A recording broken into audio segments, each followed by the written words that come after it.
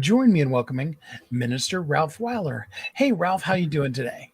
I'm doing wonderful. And yourself, sir? I am doing so good, thank you. So, we want to talk about your book, but first, tell us just a little bit about who you are, how you show up in the world. Tell us a little bit about you. Well, my name is Ralph.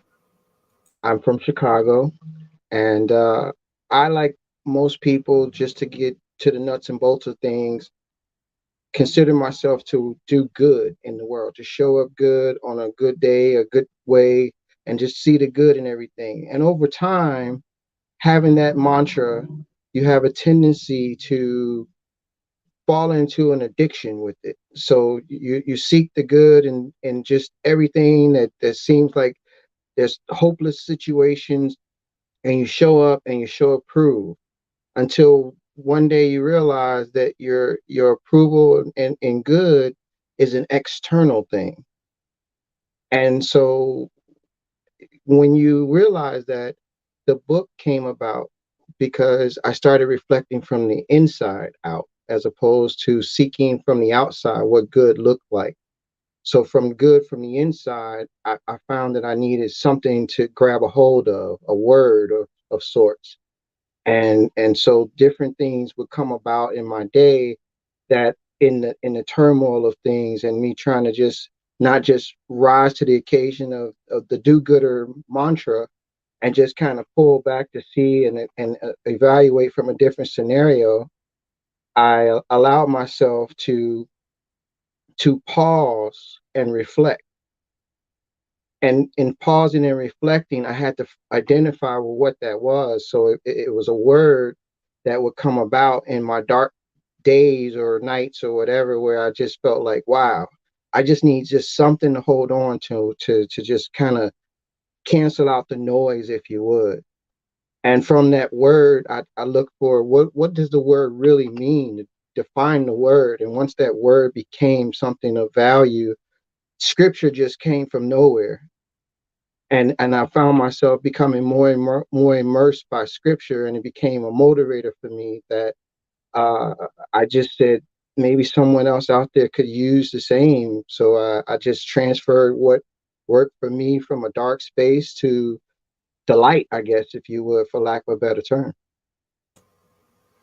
That journey from darkness to light, which is even reflected in the book, is such a difficult one, and yet something that all of us should be on the path towards. Talk to us a little bit about your own personal journey. Not maybe everything, but what is some of the things that you've learned as you begin to move towards the light? Well, I was raised by two parents who showed nothing but love to me. So the do-gooder mantra came from that. And what I mean by that is the journey or the cycles of life, the ups and downs, the part where you really don't know what to do. You really can't figure it out, right? If I showed a proof to my parents, my dad in particular, and I said, hey man, look, I've got an issue with or have a problem with, the only thing he would say to me is, go figure it out, son. And so me not wanting to disappoint in that way, I would again pause and reflect. Didn't know that that's what I was doing at the time. Come up with a solution and then return to him and say, hey, guess what? I figured it out. And he would follow up with that with saying, well, I knew you could. You can do anything, and we love you. So having that as a backing, if you would, you're raised that way. You go out into the world and not knowing any better. I mean, call it however naive, whatever the word is, but you go out in the world because that's all you know, and you assume that anything you come across, you can figure it out. You get consumed by that. I got consumed by that, and it became an addiction. And I just said, wow, I can figure me out to a degree. I still have no real control over all of the things within me, but if I can at least figure it out, then I can show up and allow myself to maybe be present for someone else and meet them where they are. That's also part of the title. So that journey in figuring things out, I started becoming more and more involved with the biblical scripture. And on the cover, I have Habakkuk 2:2. Write the vision, make it plain. So as I'm figuring things out, I find that the more I pause and reflect, and the things that I can actually show up and make and be approved as good, not from what the worldview is, but from the internal perspective out, then I've done the things that I was, I guess, destined to do. So that's kind of in a nutshell, if that is suffice. Oh, yeah, that's really good. And the book is called What's on Your Mind? Meet You Where You Are, a word from Minister Ralph Waller. Um, if you had to pick one, totally unfair question, but if you had to pick one, what's your favorite part of the book? I love the cover, to be honest with you. It's like when I saw the cover itself, it was like a lightning bolt that went off that said, this has that visual effect to draw you in. I attempted to manifest that vision throughout the book. I wanted the book more to be like a flip book, if you would, where it would show a reference of that dark moment. So most of the depictions would give you that thought in the beginning that it's a dark place. But if you as you flip through, the light comes on, and things become better, things become brighter, it becomes a little bit more palatable. And at the end, if you just track where you are and where you want to be, and you keep a record of it, I don't see how you could detour from that, because it becomes a works in progress. It's never ending, it's always continual. That whole concept of writing it down, making it plain, journaling, following up. Tell us a little bit more about that. How helpful and how useful is that? Well, in my day-to-day activities, there's a necessity for you to take time out. For me, I speak in two tense, as if I'm speaking you and then I'm speaking myself, because I'm accustomed to showing up as good, so I'm always representing someone else and rarely my own. Not that I don't own it. It's the start of my day. The start of my day is to view things from, if the texture is read properly, it says that, you know, the King of Kings, the Lord of Lords, the host, God, the universe, however a person may respond in that way, said, let's create them in the likeness and image of ourselves. And therefore, when you look at that, just that text alone, if I look in the mirror and I resonate that which I want to be reflected, as that would represent an image of good, because that would be what the whole spiritual connection is to do good and to show approve.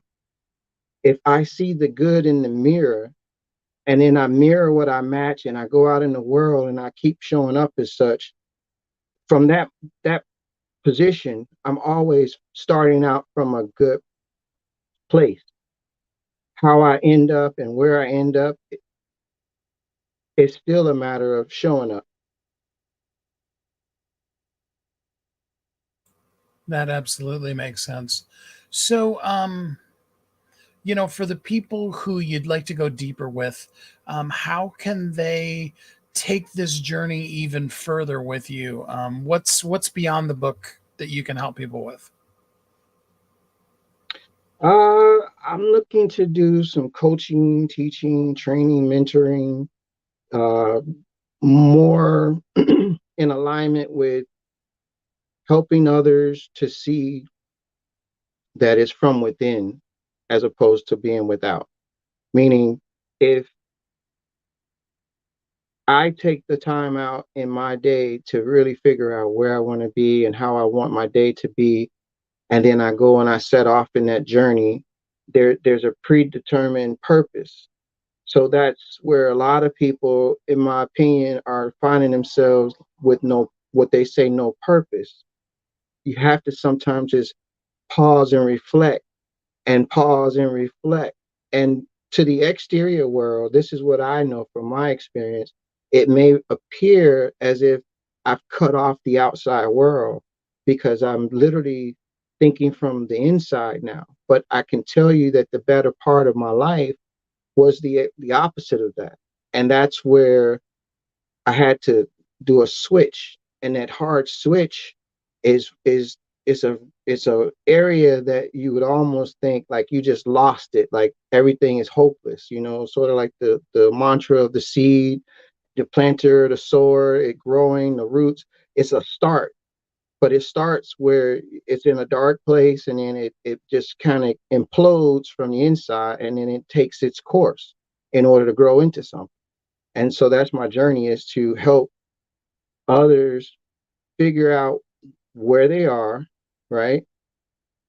And to let go and to allow it to unfurl, so to speak, to take root, to take shape, and then grow into whatever you plant it to be. I don't know what that is. And as you can tell on Ralph's shirt, and also the link that I'm going to put here in the chat, you can go to mybookpraise.com. You can actually get the book for free today. Really exciting stuff. You can get the ebook, and I really do hope you will. Ralph, give us some words of encouragement before we end today. The words of encouragement today is this: if you see in the mirror that which you reflect, as the God that said, let's create them in the likeness and image of ourselves, no different than God created Adam from the dirt.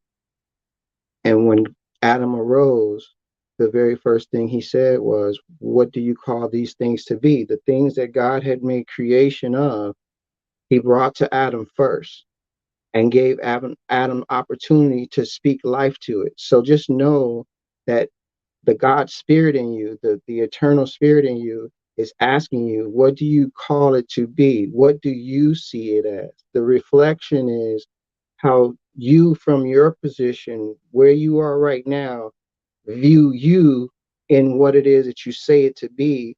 And so when you pray and you have the faith, the application of the works is to just show up approved, and then allow things to be what it becomes. No different than Elijah told Elisha, open up your eyes to see that which you can't see. So it's a spiritual journey for me. Love that. Well, you can get the book at mybookpraise.com. That'll take you right straight to Amazon, and you can get the book for free today. Ralph, thank you so much for spending some time here on the show with us today. Thank you, Steve. You have a great day. Be blessed.